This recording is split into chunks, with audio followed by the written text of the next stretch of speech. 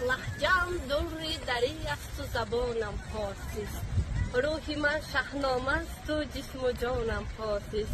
از تباری رستم و از زادگاهی آرشم، تیرهایم واژگون است و کمانم فارسی است.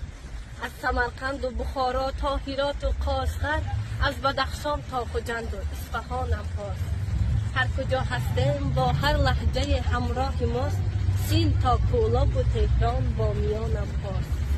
این زبانی واحد، این پهنای فرهنگ سطور، این جنون عشق در خون رگانم فارسی است. این زبانی رودکی و مولوی و حافظ است. گنگ اگر من خواب دیدم ترجمانم فارسی است. دوست دارم مولوی بار این زبانی شمس را، این زبانی شعر و منطق در دهانم فارسی است.